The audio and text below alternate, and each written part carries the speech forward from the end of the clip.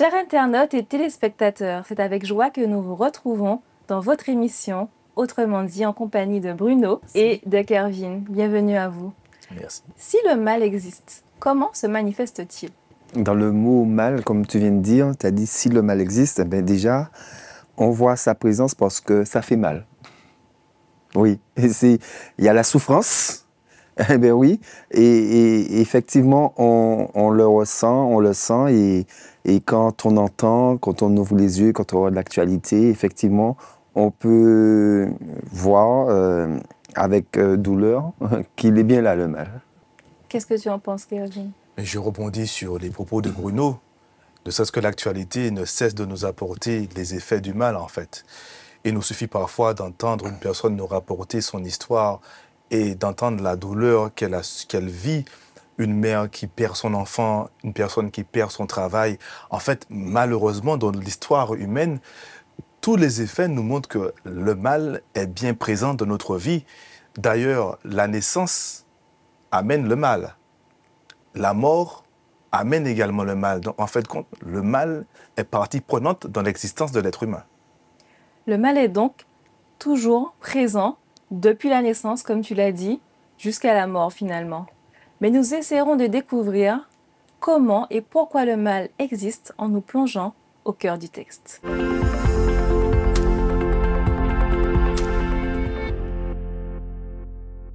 Nous allons maintenant nous pencher sur l'histoire de Job et essaierons de découvrir comment, face à des souffrances extrêmes, Job a continué à croire en Dieu. Pourquoi, selon vous, Dieu a-t-il permis à Satan de tester Job de façon aussi extrême? Le verbe utilisé est fort, permis. Il est vrai qu'avec le recul et la lecture du livre de Job que nous avons, il nous est facile d'apporter des commentaires. Et ça, c'est le propre de tout être humain, avec un regard extérieur, d'apporter rapidement une réponse. Mais lorsque nous prêtons attention à l'histoire de Job, n'oublions pas que Dieu offre à l'être humain une liberté absolue, c'est ce que nous appelons le libre arbitre. Toute créature de Dieu, nous partons du principe que Dieu leur offre le libre arbitre. Donc, Satan aussi a ce libre arbitre. Et également, pour que Job puisse se positionner, il va démontrer à travers sa vie le choix qu'il a fait de suivre Dieu. Maintenant, on pourrait dire que c'était difficile pour lui. Et c'est vrai, dire le contraire serait totalement une folie.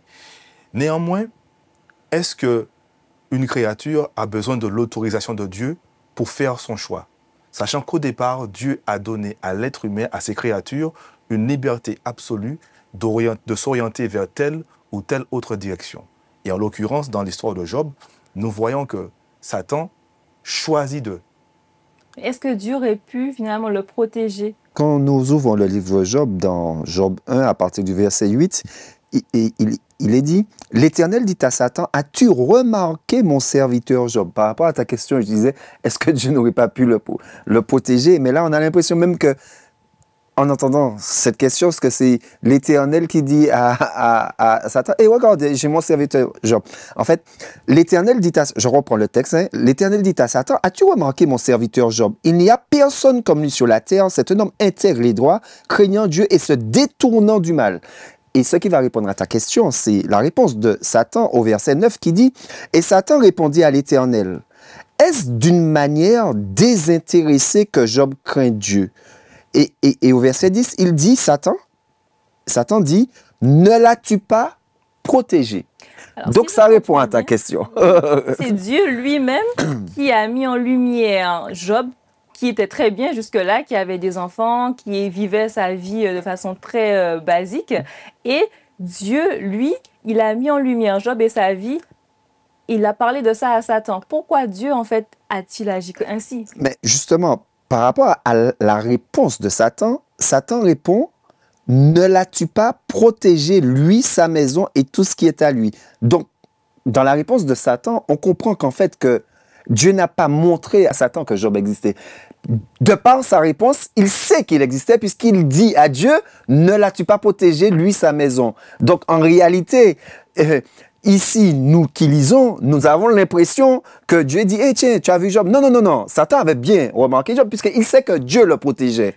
Est-ce que Job est au milieu finalement d'une altercation où il n'a rien à voir? Est-ce qu'il est juste l'objet d'une tyrannie qui finalement ne le concerne pas? La réponse de Satan montre que non. Parce que Satan dit à Dieu que Job a fait un choix.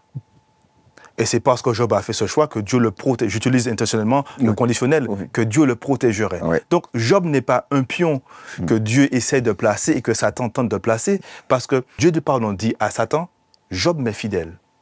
Et Satan répond, il t'est fidèle parce que. Donc dans les deux cas, nous voyons que Job s'est positionné. Il s'est positionné pour Dieu. En se positionnant pour Dieu, je pense qu'il s'est dit, Dieu me protégera, comme un peu on fait aujourd'hui. On sait que Dieu est là, il nous protège et on se met dans des conditions pour que rien ne nous arrive et qu'il fasse son travail de Dieu, nous protéger. Mais c'est exactement la logique de Satan. C'est-à-dire qu'il dit justement à Dieu, mais finalement, Job te sert parce que tu le protèges. Mais si tu arrêtes, tu vas voir, il te maudit en face. Et c'est exactement ça. Parce que l'histoire de Job, elle est merveilleuse parce qu'en fait, elle nous apprend, nous qui sommes ici sur Terre, en fait, pourquoi nous sommes là, en fait. Et justement, pourquoi il y a certaines choses qui nous arrivent, en fait. Et ce qui est intéressant, ce qui est le plus dur dans l'histoire de Job, c'est que nous sommes là, nous lisons l'histoire de Job aujourd'hui, mais Job ne savait pas et n'a pas su pourquoi tout ça lui est arrivé. Et souvent, nous, en tant qu'êtres humains, nous disons, mais pourquoi? Cette fameuse question, quand quelque chose nous arrive, mais pourquoi? Ai-je fait quelque chose de mal? Et là, en l'occurrence, on voit que Job, quand le récit nous présente, on nous dit que Job était intègre et juste, qu'il n'avait personne comme lui sur la terre. Job était tellement intègre et juste, c'est que on nous dit que dans l'histoire, au chapitre 1, que quand les fils et les filles de Job faisaient des festins, que Job, lui, il allait faire des holocaustes pour si toutefois que ses enfants avaient péché contre Dieu. C'est pour nous dire à quel niveau de relation et de respect que Job avait de Dieu. Il était très intègre et ça, on le voit. Et c'est d'autant plus pour ça qu'on se pose cette question du pourquoi. Et c'est les amis de Job qui sont venus le consoler après, se sont posé exactement cette même question. Et ils ont cherché des réponses. Et les réponses qu'ils ont trouvées étaient liées non à Dieu, mais à Job. C'est là ce qui est intéressant, en fin de compte, lorsque l'être humain veut lui-même expliquer ce qui le dépasse. Et dans cette tentative d'expliquer ce qui me dépasse, souvent je vais commettre des impairs. L'on voit Job, mais avant Job, le mal était là avant Job. Si nous revenons depuis Genèse, le chapitre 2, et ensuite le chapitre 3, où Adam et Ève ont fait ce choix de se détourner de Dieu pour suivre Satan, on voit à ce moment-là que le mal, le péché est entré dans le monde avec ses conséquences. Cela ne veut pas dire que parce que le mal est entré et si je sers Dieu, rien ne m'arrivera parce que le mal est entré. D'ailleurs, Jésus-Christ, quand il est né d'une femme pécheresse. Il faut bien montrer ceci, que l'être humain est né dans le péché. Et tu as rebondi sur les amis de Job. Et je voudrais dire rapidement que les amis de Job nous apprennent une leçon. Si l'on prend l'histoire, lorsque les amis de Job sont arrivés auprès de lui, Job, dans sa détresse, dans sa souffrance, il a trouvé du réconfort parce que ses amis étaient silencieux auprès de lui. Il a trouvé des personnes qui le soutenaient. Cependant, cela a changé lorsque ses amis ont pris la parole. Et ses amis se posaient comme lui la même question du pourquoi. Et c'est à cette question qu'ils n'ont pas réussi à trouver, disons, la bonne réponse. Nous voyons que Satan, c'est comme il ne peut pas, il n'a pas la capacité de lire les cœurs, ce que Dieu a, donc il nous prête certains mobiles. Donc il ne connaît pas, il n'a pas le mobile pourquoi Job sert Dieu, pourquoi Job est fidèle à Dieu. Donc il dit forcément, si Job est comme ça, puisqu'on dit souvent on juge les gens d'après soi, il dit si Job est comme ça, c'est certainement parce que Dieu le bénit. Mais dès que toutes ces choses vont disparaître, c'est clair qu'il n'y aura plus intérêt à suivre Job. Et les compagnons de Job font la même erreur, c'est-à-dire que souvent, en tant qu'être humain, nous n'avons pas cette capacité de lire les cœurs. Et nous jugeons les autres, en fait, et nous leur prêtons de mauvais mobiles, alors que parfois, justement, pas parfois, alors que nous ne connaissons pas ce qui est dans le cœur des uns et des autres, en fait. Et les amis de Job vont faire la même erreur que Satan, c'est-à-dire que ils vont commencer à parler sans savoir, en fait. Commencer à dire de toutes les manières, Job, avec tout ce qui t'arrive, c'est que forcément, tu as fait quelque chose de mal. C'est que forcément, et il nous arrive la même chose en tant qu'être humain. On dit, ah non, si c'est arrivé à Kervin, c'est que Kervin a forcément fait quelque chose de mal. Et c'est là que l'histoire de Job est belle. Ça nous montre en réalité que nous devrions garder le silence, ce que les amis de Job ont fait au départ. Garder le silence, car nous ne connaissons pas, en fait, les mobiles des uns et des autres. Parfois, nous pouvons voir quelqu'un faire une bonne chose, mais nous ne connaissons pas le mobile. Parfois, nous allons juger que quelqu'un a fait une mauvaise chose, mais nous ne connaissons pas non plus le mobile. Et c'est pour ça que seul Dieu reste juge, en fait. Finalement, on ne peut pas savoir d'où vient la souffrance des uns et des autres. Si, la souffrance des uns et des autres vient du mal, du diable. Du diable. Oui, du diable. Alors, mais est-ce que si Kervin me demande j'ai telle et telle situation, pourquoi cela m'arrive? Est-ce qu'on peut savoir pourquoi Kervin souffre, lui dire tu souffres pour telle ou telle raison? Ok, non. Est-ce qu'on ne peut pas savoir? Oui, tout à fait. On ne peut pas connaître l'origine du mal dans nos vies présentement. Et il y a quelque chose que Job a dit, malgré le fait qu'il ne comprenait pas ce qui lui arrivait. Il lui a dit, l'Éternel a donné et l'Éternel a repris, que le nom de l'Éternel soit béni. Est-ce une forme de résilience ou d'abandon total à Dieu? J'irai plus loin encore. La réponse de Job, elle est formidable. Et elle est en contradiction, en contraste avec le comportement de ses amis. Job est dans une situation où il souffre. Sa souffrance n'est pas demi, il souffre. Mais même dans sa souffrance, il trouve un moyen de regarder Dieu autrement, faire sens à sa souffrance. Contrairement à ses amis qui, quand ils viennent le voir, et ses amis nous apportent également une leçon, dans leur approche, ils veulent absolument apporter une solution, une réponse, donner le pourquoi du. Alors qu'en réalité, ils ne savent pas. Nous savons un peu parce que nous avons le texte. Mais si nous prenons un cas concret, lorsque, comme tu disais Bruno, je vois quelqu'un en souffrance, il y a un réflexe chez moi, c'est-à-dire d'aller chercher la raison de, ou encore d'offrir à la personne ce que je pense être la solution. Or, en réalité, la personne qui est en souffrance, qu'a-t-elle réellement besoin? De soutien, d'un regard, de quelqu'un qui ne juge pas par rapport à ce qu'il ou elle voit, mais plutôt qui dit à l'autre, je viens te tendre la main. D'ailleurs, si nous prenons rapidement dans Job le chapitre 26, après que l'un des camarades, à savoir, ait parlé à Job, Job va répliquer par ceci. Comme tu sais bien venir au secours de celui qui n'a pas de force, comme tu sais bien sauver le bras qui n'a pas de puissance. Et il ajoute encore, comme tu sais bien conseiller celui qui n'a pas de sagesse. En gros, il dit ceci, je suis à terre. La parole que tu apportes ne me réconforte pas. Tu ne m'offres pas une main tendue, mais au contraire, tu m'emmènes encore plus en profondeur dans la souffrance. Et donc Job, qui sait qu'il souffre, il prend le temps, malgré le fait qu'il ne sache pas, de dire, Seigneur, je ne sais pas tout, mais je sais que tu es bon. Et c'est une leçon pour moi, l'attitude de Job, contrairement à ses camarades qui vont chercher une raison pour justifier la souffrance de Job. Job lui de dire, je ne sais pas pourquoi je souffre.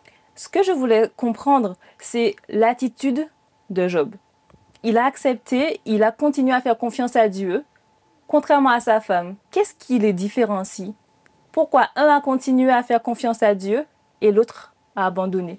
Parce que, en fait, quand nous regardons bien l'attitude justement des amis de Job, finalement, l'épouse de Job était sur la même dynamique. C'est-à-dire que là, ils sont en train de nous présenter finalement un Dieu sans cœur, en fait. Parce que quand on regarde la souffrance, quand on regarde tout ce que Job a passé, parce que ce n'est pas simplement une souffrance morale d'avoir perdu ses enfants, ce n'est pas simplement une souffrance physique.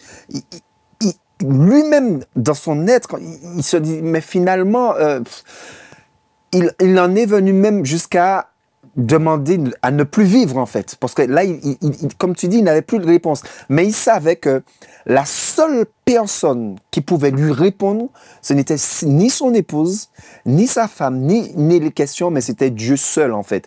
Et Job, son parcours avant que ça lui arrive nous montre que Job était quelqu'un qui faisait confiance à Dieu, qui était tourné vers Dieu. Donc, il n'a pas voulu changer de posture, de position, parce qu'il savait que Dieu était la source. Donc, il n'y a qu'une seule personne qui aurait pu lui donner réponse, le soulager, c'est Dieu. Donc, il n'a pas dérogé à cela. Il a continué à dire, c'est Dieu qui va. Tout vient de Dieu, donc je fais confiance à Dieu. Mais comment accepter de faire confiance à un Dieu qui nous laisse souffrir encore alors qu'il pourrait éventuellement, alors que c'est très dur de souffrir, comment est-ce qu'on peut continuer comme Job et pas comme la femme de Job à lui faire confiance? 2 points. Le premier point, Bruno l'a souligné au départ, lorsque Dieu et Satan présentent qui est Job. L'on voit Job, quelqu'un qui a appris à faire confiance à Dieu et qui aime Dieu, qui suit Dieu, car Dieu dit il est intègre. Satan dit bien sûr il est intègre parce que. Et à chaque fois, le texte nous dit que malgré ce qui va arriver à Job, il ne pêche pas contre Dieu. Parce qu'en fait, Job a fait un choix. Nous revenons toujours au libre arbitre. Il a fait un choix de servir Dieu, pas quand tout va bien, mais aussi lorsque tout va mal. Et d'ailleurs, par rapport à cela, c'est intéressant son attitude parce que il est en souffrance, mais sa souffrance ne l'empêche pas d'exprimer. Il va choisir de rester fidèle à Dieu. Néanmoins, il exprime sa souffrance. Et je crois que le fait de pouvoir exprimer sa souffrance est un moyen aussi d'avancer. Il évoque parfois dans une société, on nous amène à faire taire notre souffrance, ne pas dire pourquoi, parce que sous prétexte que Dieu sait tout, oui, Dieu sait tout, néanmoins, dans son Dieu sait tout, il me donne à moi le libre arbitre et me permet d'exprimer ma souffrance. Moi qui ne sais pas tout. Alors, est-ce que c'est possible d'être en colère contre ce qui se passe? Est-ce que c'est possible de dire à Dieu qu'on est en colère contre lui? Est-ce que c'est pas mal? Dieu, ce que Dieu nous demande, c'est que il veut que nous soyons vrais. Donc, Dieu ne veut pas que nous soyons des hypocrites, que nous soyons là en train de souffrir. Eh, Dieu est bon, Dieu est bon. Non, Dieu veut que nous soyons vrais. Dans toute, de la Genèse à l'Apocalypse, Dieu nous dit, venez, plaidons. Dieu veut que nous soyons vrais et justes. Donc, si quelque chose ne va pas, à qui allons-nous le dire, si ce n'est à Dieu, qui connaît le fond de nos cœurs? D'autant plus qu'il est omniscient. Donc, oui. Il sait que je suis en colère contre lui. Il le sait. Est-ce que ce n'est pas le renier d'une certaine façon? Au contraire, je dirais que ce n'est pas le renier, mais c'est être authentique avec Dieu et de dire à Dieu, aujourd'hui, voici où je suis dans mon cheminement avec toi. Aujourd'hui, je suis en colère contre toi parce que je ne comprends pas pourquoi cela m'arrive. Plutôt que de chanter Dieu, tu es saint, tu es grand, mais dans mon cœur, je n'y crois pas du tout. J'exprime à Dieu, Seigneur, aujourd'hui, voici ma réalité. Et comme tu l'as dit, Dieu dit, venez plaidons, soyons vrais avec Dieu. Tu disais justement, venez plaidons. Dieu, à un certain moment, va faire son apparition. Alors, on s'attend à ce qu'il apporte toutes les réponses, à ce qu'il dise à Job, tu es mon fils intégré droit, et ce que tu as vécu, ce n'est pas ce qui devrait se passer. Mais pourtant, qu'est-ce que Dieu fait? C'est intéressant, justement. Et c'est là qu'on... C'est vraiment impressionnant parce qu'en réalité, quand nous lisons tout le livre de Job, à aucun moment, le texte ne nous laisse comprendre que Dieu dit à Job pourquoi ça lui arrive. Et c'est là que c'est encore plus fort. C'est là que c'est encore plus fort. Et d'ailleurs, un texte qui est très fort, c'est dans Job 38, à partir du verset 1er. Et comment Dieu, justement, répond à Job. L'Éternel répondit à Job du milieu de la tempête et dit, « Qui est celui qui obscurcit mes desseins par des discours sans intelligence? » Et à partir de ce moment-là, Dieu va poser un certain nombre de questions à Job. Bien sûr, des questions auxquelles Job n'a pas les réponses. Nous non plus. Peut-être que nous avons aujourd'hui quelques réponses emmenées par les scientifiques, mais Dieu est en train de nous montrer que, effectivement, que on se trouve parfois dans des situations compliquées, dans des situations difficiles qu'on ne comprend pas, mais que Dieu, que nous disons, qui est amour, il a des plans pour chacun de nous. Et que venir remettre en question ces plans, alors que nous ne savons pas, il y a plein de choses que nous ne savons pas, c'est justement commencer à dire que finalement, Dieu, peut-être que tu as tort ou peut-être que tu n'as pas raison, alors que nous savons intimement que Dieu a toujours raison, que Dieu est amour, que c'est lui la vérité. Et quand Job vit cette situation de tension entre sa foi et son désespoir, parce que c'est deux forces qui sont très prégnantes dans sa vie, comment choisir entre sa foi et ce qu'on ressent, le désespoir qu'il ressent tous les jours? Mais en fait, le texte que Bruno a pris donne la réponse. Il est vrai que Dieu ne répond pas à la question de Job, Oui. précisément. Oui. Et la réponse, non-réponse de Dieu, permettez l'expression, elle est aussi bonne pour moi. Parce que parfois, dans cette situation, je voudrais que Dieu me donne la réponse à ce point-là. Oui. Mais si l'on prête bien le chapitre 38, Dieu fait plus que poser des questions à Job. Dieu répond à Job au-delà de ce qu'il pourrait attendre. Parce que les premières questions que Dieu pose à Job, Job reconnaît qu'il est incapable de répondre à ces questions. Et là, je paraphrase, Dieu lui dit, tu n'as pas réponse, mais moi j'ai réponse. Sache que j'ai réponse à ce que toi, tu ne sais pas. En d'autres termes, Job, je sais. Je sais, je ne t'ai pas oublié. Je suis au contrôle. Et comment faire face à cette oppression, cette pression entre foi et souffrance? C'est en fait compte, comme Job, reconnaître ma souffrance, ne pas faire comme si elle n'existe pas. Ce serait se mentir. Reconnaître que je suis en souffrance, mais aussi reconnaître que j'ai quelqu'un vers qui je peux crier ma souffrance. Et c'est ce que Job a fait. Il a choisi de crier sa souffrance à Dieu. Et Dieu, à un moment bien spécifique, lui fait savoir, Job, je ne t'ai pas oublié. À la fin du livre de Job, nous voyons qu'il est restauré et reçoit encore plus de bénédictions qu'au départ. Est-ce que cela signifie que notre souffrance est toujours récompensée dans notre vie? Oui, en fait, la souffrance n'est pas toujours récompensée dans la vie. Mais le fait de faire confiance à Dieu, nous serons toujours récompensés. Et c'est exactement ce que Job a fait. C'est-à-dire, Job nous montre ce qu'est la vraie foi, en fait. La foi, ce n'est pas de prier et d'obtenir quelque chose. Là, Job, il n'a prié pour quoi que ce soit. Mais Job nous a montré qu'il a toujours continué à faire confiance à Dieu, quelle que soit la situation. Et c'est ça la foi. Et c'est ça que le livre de Job nous apprend, que c'est ça la foi. Et effectivement, quand nous continuons à faire confiance à Dieu, Dieu va nous bénir, en fait. Je vous remercie. Nous passons maintenant à notre rubrique des clés pour aujourd'hui.